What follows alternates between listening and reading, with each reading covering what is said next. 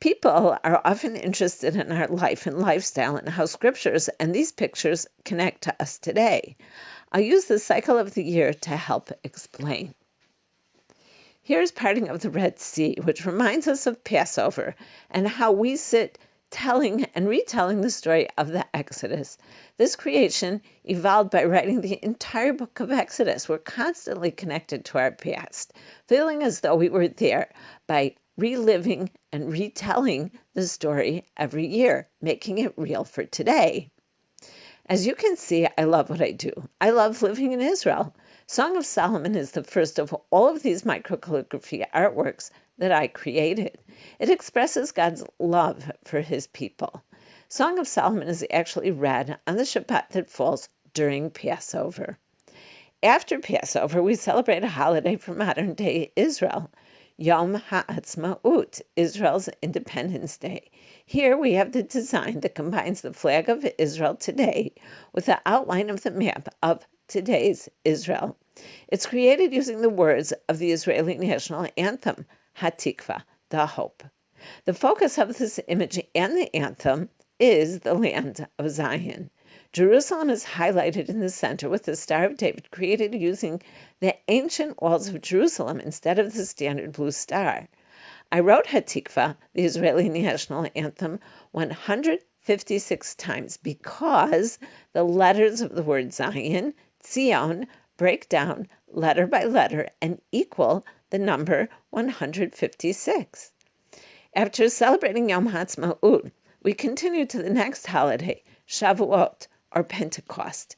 This piece is Tree of Life. Its design is created using the entire book of Ruth.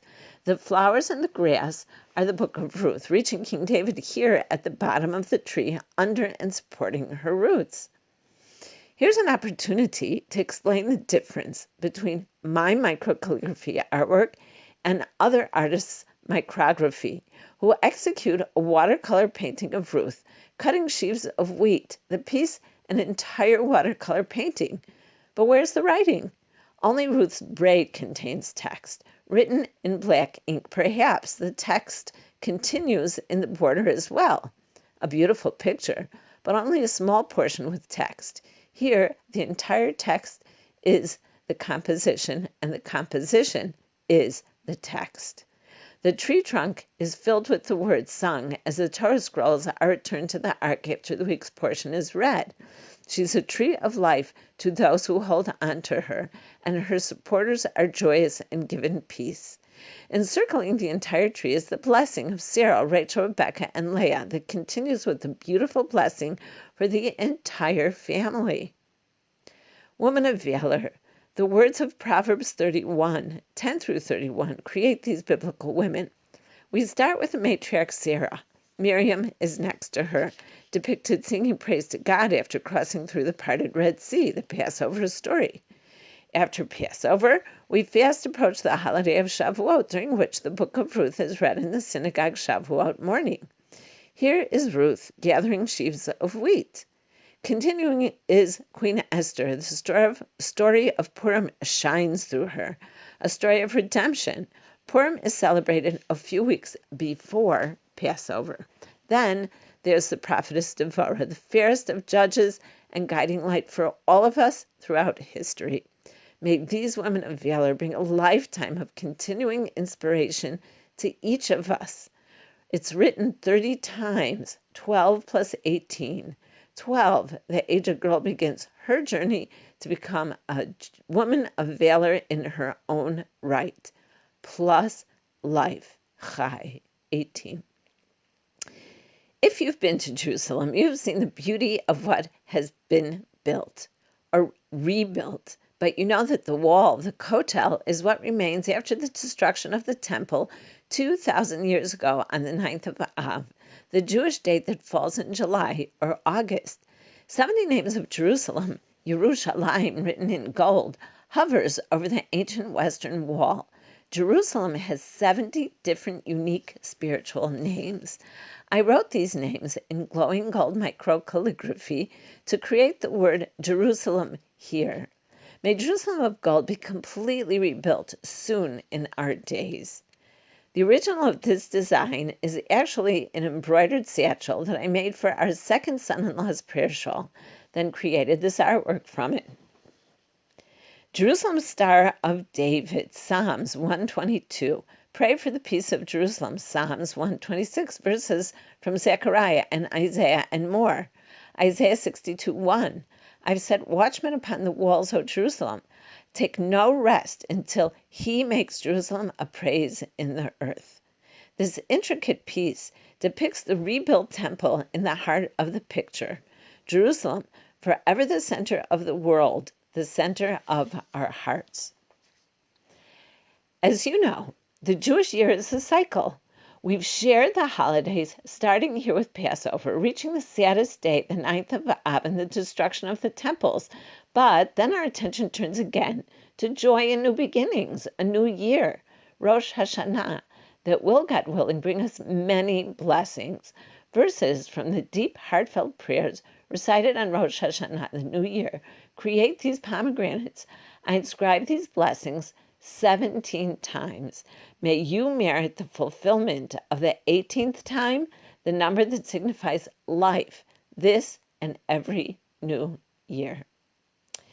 We begin in Shabbat and every holiday with candle lighting. These graceful Shabbat candles are created with Proverbs 31:10 through 31, woman of valor.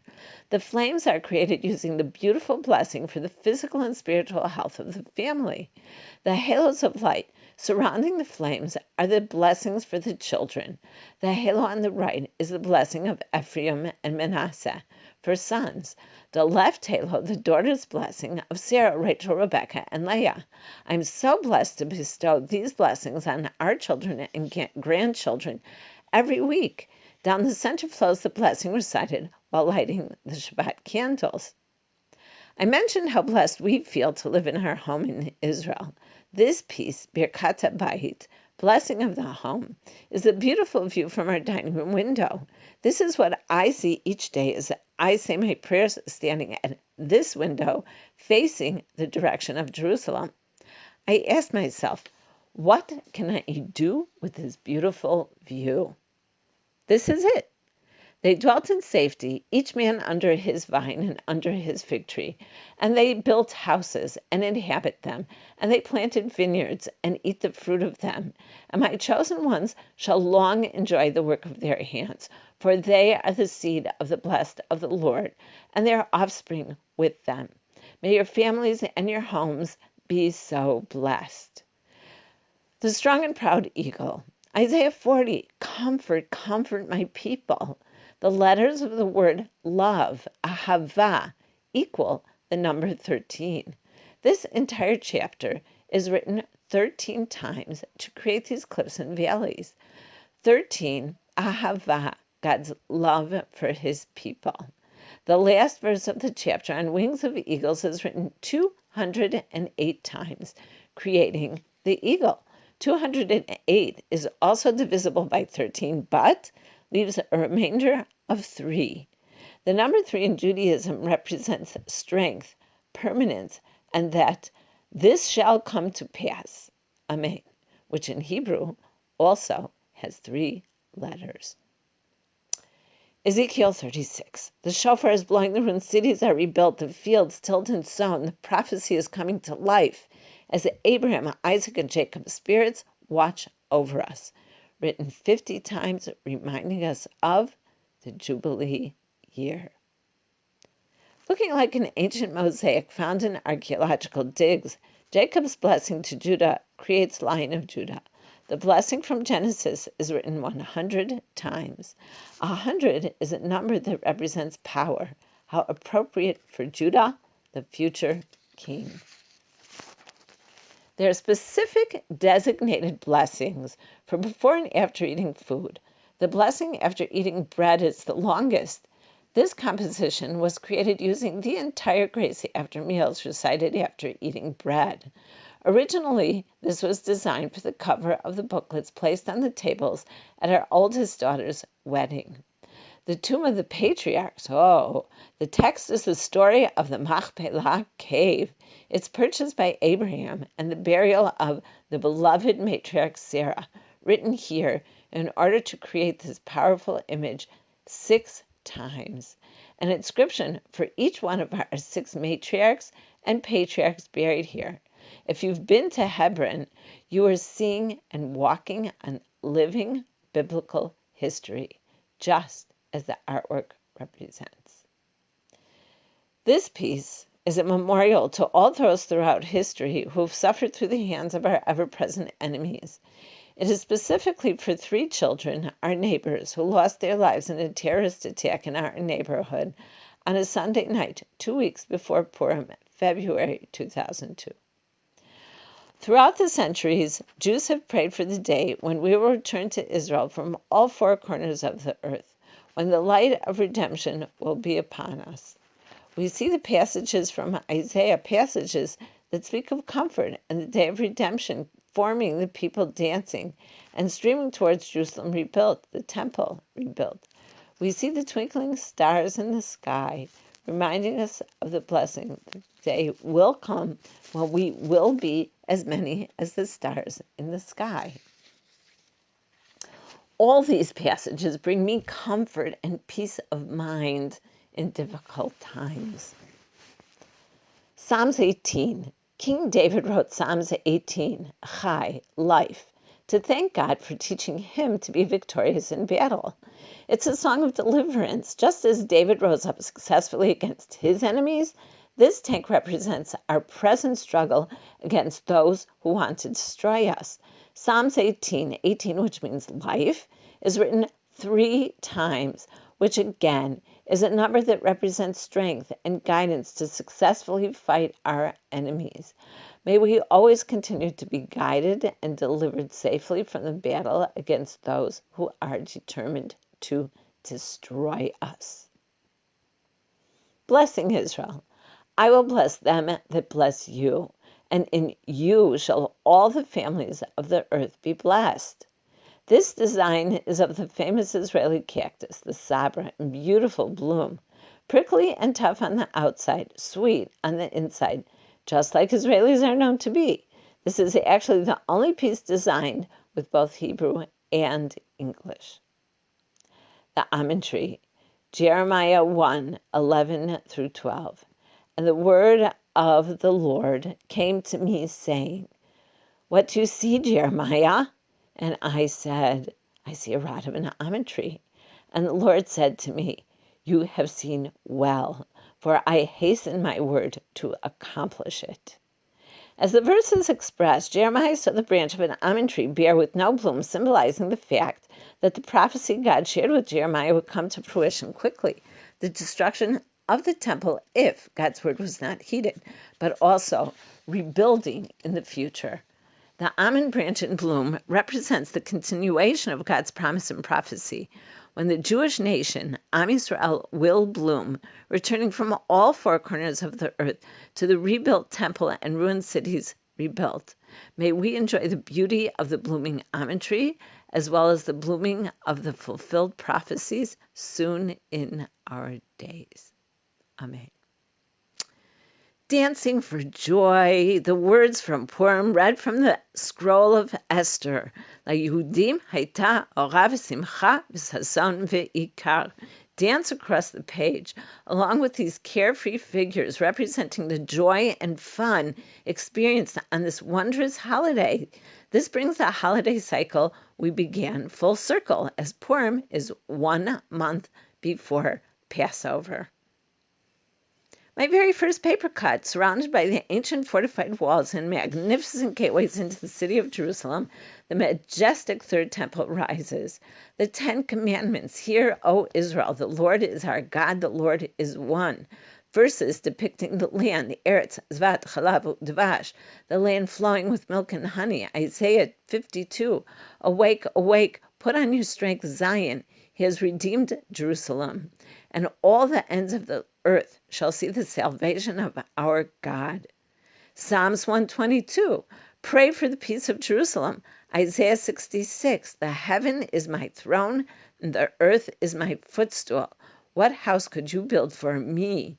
And it shall be that the new moon to new moon, and from Shabbat to Shabbat, all flesh shall come to bow down before me. These are part of the microcalligraphy text cut into the delicate thin lines of the filigree weave of stars. My newest piece, the second paper cut, Creation. Each day, each heart vibrantly carries us to the next, expressing its individual creation and existence with that day's biblical text, creating the heart's design. Each heart flows from one to the next, bringing us full circle as the cycle of the weeks and seasons evolve.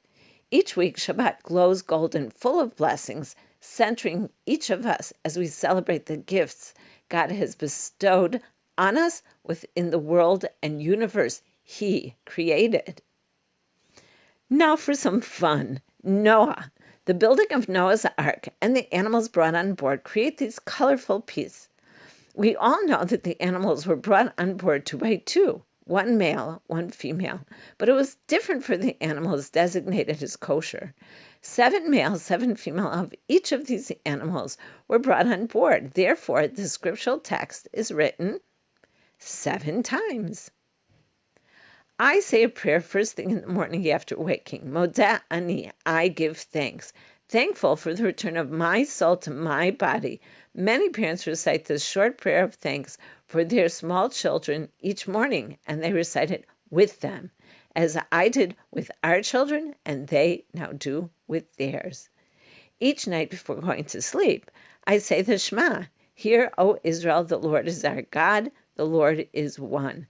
While reciting the first line, traditionally one covers one's eyes in order to concentrate. As you can see here, all the animals are covering their eyes, except for the hippo, who's already sound asleep. Here we have the entire world is a very narrow bridge. The important thing is never to fear. Here you see all the different animals playing together, the giraffe and the elephant creating an amusing bridge. So much to learn from these words and so much to teach our children and each other. The entire book of Jonah read on Yom Kippur is written in all forms of sea creatures, swimming and floating along with Jonah in the belly of this frolicking whale, written 3 times for the 3 days and 3 nights Jonah spent having a whale of a time. And I've had a whale of a time sharing all of this with you. May any of these pictorial scriptures that you hang on your wall inspire and strengthen you for years to come, so that you don't have to remember everything I've said. With any purchase you make, you receive a full description, more detailed than what I've shared with you here today. Thank you so much, and blessings to you.